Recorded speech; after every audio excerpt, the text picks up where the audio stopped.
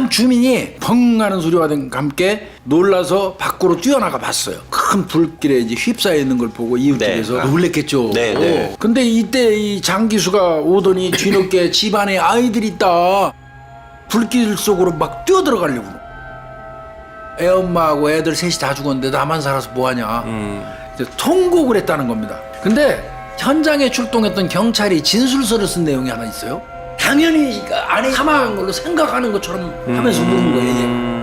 근데 경찰관 입장에서는 없을 수도 있는데 저렇게 팔딱팔딱 뛰면서 울지?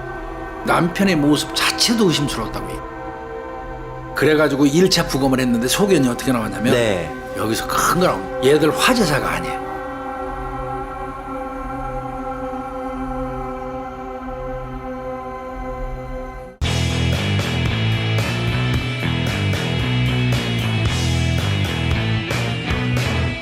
대전 문화동 일가족 살인 사건. 2005년도 8월 18일이니까 한여름에 밤 11시에 대전 중구 문화동에 있는 주택가인데 한 주민이 펑 하는 소리와 함께 와장창창하면서 유리 깨지는 소리를 듣고 놀라서 밖으로 뛰어나가 봤어요. 5 식구가 사는 부부와 어린 3 자녀가 살으니까 5 식구가 사는 사람들이 세입자로 있는 거죠. 그런데 이때 그 즈음에 늦은 퇴근을 한 남편이 장씨 35입니다. 그 당시에 이 장기수가 막 현장에 도착해서 꽝 하고 터지고 불났는데 현장에 도착해서 본인만 화를 면한 거예요. 쉽게. 집은 막 타고 있고요. 근데 이때 이 장기수가 오더니 뒤늦게 집안에 아이들이 있다. 셋이나 있는데. 외치면서 불길 속으로 막 뛰어들어가려고.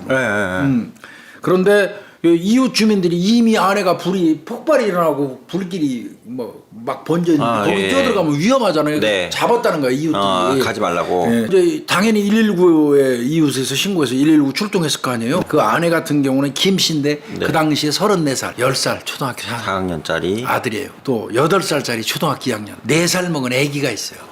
그래서 잠자고 있다가 4명 다 숨졌어요. 아내 김 씨 같은 경우는 4살 먹은 그 아이를 끌어안고 있어가지고 엄마가 아이 보호하려고 끌어안고 있는 걸로 일반적으로 그렇게 많이 보여요. 그런 걸로 이제 그렇게 보였다고 그래요. 그때 이 장기수가 애들이 애엄마하고 애들 셋이 다 죽었는데 나만 살아서 뭐하냐.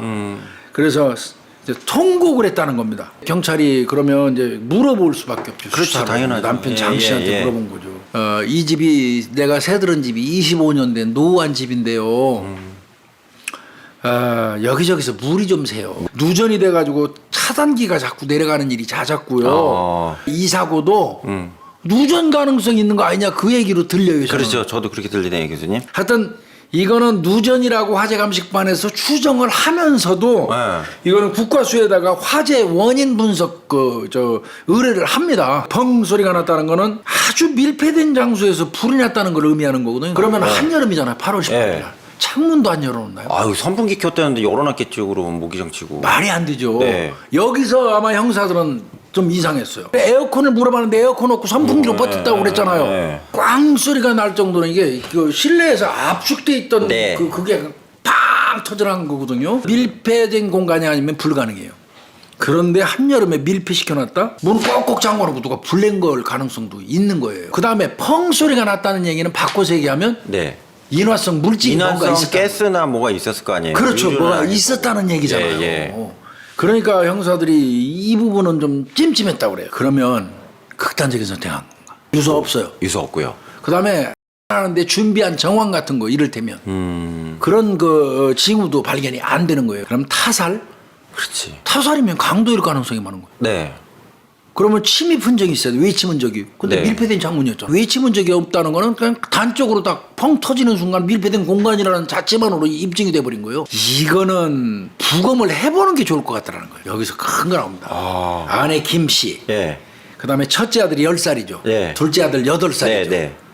얘들 화재사가 아니에요. 청산염 중독일 가능성이 많아요. 즉 말하면 청산가리. 막내 아들 같은 경우는 사인이 아주 불명확해요. 근데 질식사 가능성은 있어 보여요. 세 사람은 청산염 그 반응이 나오고 막내는 질식사 가능성이 높아 보여요. 그러니까 목을 눌렀다는 얘기 비슷한 거예요. 잠을 자다가 펑 하고 터져갖고 불이 나서 사망을 했다면 일시간 숨을 쉬었기 때문에 호흡하면 코라든지 기도, 목구멍에 폐에 끄름이 까맣게 껴요. 그걸 매라고 불러요. 매. 네, 네.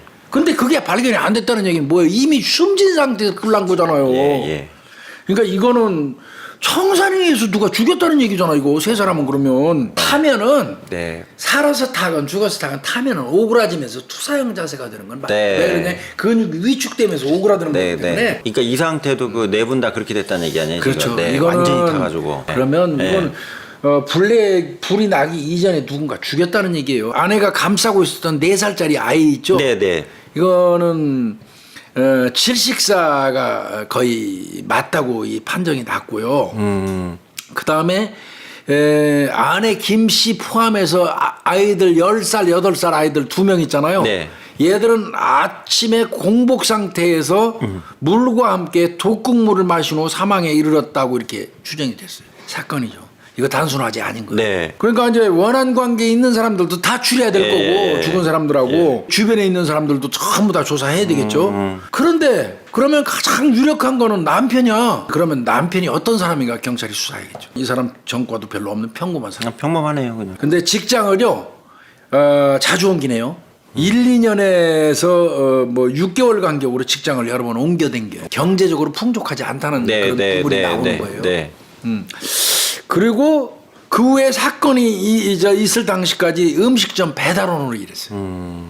그러면 100만 원가량 받으면서 이제 그 배달원 했는데 아내가 보험 설계사 일하면서 생활비 보조를 했고 두 사람은 친구 소개로 만나서 한 7년 동안 연애하다가 결혼을 했다고 그러고요. 네. 10년 정도 결혼 생활한 거예요. 네. 그러니까 그 사이에 이제 아들 3명 둔 건데 네. 금술도 괜찮았다. 그런데 조사 과정에서 이제 수상한 행적이 속속 들어. 2005년 8월 3일부터 시작을 해가지고 인터넷 포털 그 사이트에서 죽음, 약, 네. 강력 수면제, 수면제. 마취제 네. 요 검색을 86회나 집중적으로 검색을 했어요. 그 다음에 청부살인 사이트까지 검색을 한 게 나와요. 또 봤더니 카페 있어요. 거기 접속해가지고 네. 청산가리를 구매하고 싶다는 게시글을 남긴 게 나중에 발견해요. 그럼 실제로 샀느냐? 나중에 산 걸로 나옵니다만. 나중엔 나왔어요, 교수님. 네. 아들 둘, 아들 셋. 네, 애기 셋. 이 사람들을 죽일 정도의 동기가 있을까? 그래가지고 본 게 조금 전에 말씀하신 것처럼 보험을 좀 받습니다. 2005년 8월 4일 날 아내 김시명이로 재사망시 재해잖아요. 화재나면. 화전에 재네요. 재사망시 3억 원의 보험금을 받을 수 있는 보험에 가입을 했어요. 또 다른 보험에다가 역시 아내 김씨 재사망할 때 3억 받을 수 있는 거를 또 가입을 했어요. 그럼 도합 얼마입니까? 6억이네요. 6억이에요. 여기서 이거 범행의 이게 이유다. 월 보험료가 28만 원 정도 냈다고. 아이고, 100만 원 받아가지고 배달해서 100만 원 받아가지고 생활하는 사람이 월 보험료를 28만 원을 냈다는 거. 이 보험 가입할 당시에 형편이 어려워서 이웃에서 쌀도 꼬갔다는 걸 진술을 받았어요. 이야. 보험금 수령으로 한 목적으로 한 살인 사건이다 이렇게 볼 수밖에 없는. 그럼 6억 받아갖고 나만 잘 먹고 잘 처먹고 잘 살으려고 그랬을까? 또 탐문 수사를 하다가 발견한 게 있는데요. 통화 내역을 쫙 뽑았더니 2005년 8월 1일 날 6번, 12일 날 13번, 16일 날 1번 사건 전후해가지고 거의 매일 통화를 지속적으로 한 게 나와요. 봤더니 여성이에요, 여성. 그러면 이 여성하고 무슨 관계인가? 내연입니다, 내연. 그때는 헤어진 상태였는데 네. 관계를 복원하자고 계속 내연이한테 요구를 했대요. 왜 전화했어요? 네. 물어보니까 관계 복원하자고 끈질기게 요구했다 나한테. 그러니까 이제 보험 타가지고 그 여자한테 가려고. 이게 천하에 죽일 놈의 새끼지 이게.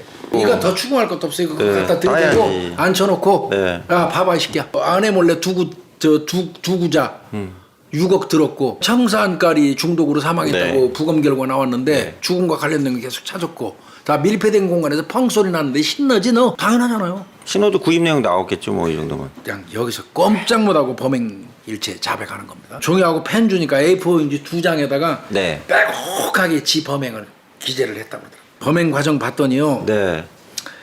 요놈은 2000년에서 2001년까지 오산시에서 네. 매형 소유의 슈퍼마켓에서 일하다가 이혼녀 아까 그 내연녀라고 했던 이혼녀 통화 많이 김씨 하시는군요. 여자를 네. 만나서 내연 네. 관계에 빠지는 거예요. 그때 이제 그 지는 오산에 있었는데 아내하고 애들은 대전에 있었던 네, 거예요. 네. 대전에서 이제 그 지내고 주말 되면 가는 이제 기러기 아빠 했던 거예요. 아 기록이고. 근데 기러기 하면서 마트 저 직원 그 여자 네. 내연녀를 네. 만난 거예요. 네.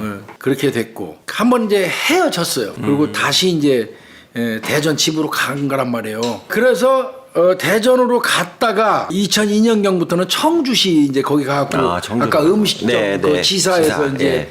떠맡아 갖고 하다가 말아먹었잖아요. 그리고 이제 와서 이제 어려운 형편에서 이제 음식 배달하면서 대전에서 살고 있었던 거예요. 근데 요 놈이 2005년 6월 달부터 다시 내연 관계를 복원하자고 계속 요구를 했단 말이에요. 근데 그 여성도 애가 있잖아. 그러니까 에이 그렇게 못 한다고. 나도 애도 있고 너 경제적인 형편도 안 되는데 무슨 내연녀 운운하냐. 이렇게 얘기하니까 이놈이 거기서 생각한 게 뭐냐면 그래 아내 살해해가지고 보험금 받아서 그걸로 이 여자하고 합치려고 자기 새끼 다 죽이는 거야. 사이트에서 저 청산가리 사고 8월 15일 날 그 애완동물 저 햄스터한테 햄스터 2마리 거기다가 먹여가지고 약효를 확인을 했어. 그래가지고 치밀하다 진짜. 야 내가 청산가리를 먹여서 아내하고 애들을 다 살해한 다음에 그 문제될 수 있으니까 불을 질러서 증거 인멸해 버리. 잔대가리 굴린 거지. 우리 집은 노후돼 가지고 누전도 잘 되고 비세니까 누전 합선에 의한 그 화재라고 위장하려면 비 오는 날이 좋겠다.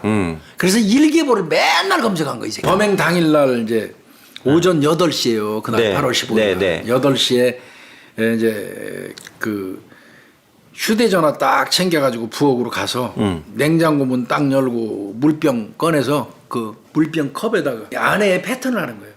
아내가 애들한테 좋다고 약수터에 가서 새벽같이 물을 받아가지고 와서 냉장고에 넣어놓으면 네. 아침에 공복에 애들을 먹여요. 거기다가 청산가리 넣는 거죠. 그리고는 딱 나와서 보니까 아니나 달라 아내가 얘들아 일로 와. 이제 이거 먹어야지 약수 먹어야지. 네. 그럼 본인도 하나 딱 마시고 애 두 아들한테 딱 먹이는 거야. 그거 이 새끼 지켜봤어요 그 현관문에. 먹자마자 어떻게 됐겠어요? 컥컥 하면 쓰러지. 그러니까 일단 밖으로 나옵니다. 진짜 밖으로 나왔다가 조금 있다 다시 가죠. 이미 뭐 그때는 사망했죠. 근데 문제가 하나 있죠. 내 4살짜리는 안 먹였단 말이야. 네. 걔가 살아있는 거야. 엄마 컥컥 하는데 옆에서 그냥 엄마 난리 났겠지 4살짜리가. 얘기는 형들하고. 이 새끼 욕이 안 나올 수가 없어요. 그 4살짜리 요만 주먹만 교달한 거죠, 이게. 그리고는 이 새끼는 정상적으로 출근합니다. 그리고 지 휴대전화를 이제 이용해서 알리바이 만들죠. 아내 휴대전화로 3번 정도, 집 전화로 한 3번 정도 이렇게 전화를 걸어서 그 시간에 마치 살아있는 것처럼 가장하는 거예요. 그리고는 저녁 8시 20분이 됐어요. 신너를 사서 보관하고 있었어요. 그걸 들고 집으로 간 겁니다. 그래서 거실하고 이제 거실에서 이 피해자 거실 바닥에 쫙 뿌리고 그 시신에다 뿌려요. 네. 신너를 착착착 뿌려서 쉽게 번지게 해놓고 지는 조금 멀찌감치 가서 저쪽 저 욕실 쪽으로 가서 빨래에다가 신나 살짝 뿌리고 거기다 불 붙이고 얼른 나오는 거야. 왜? 번질까봐.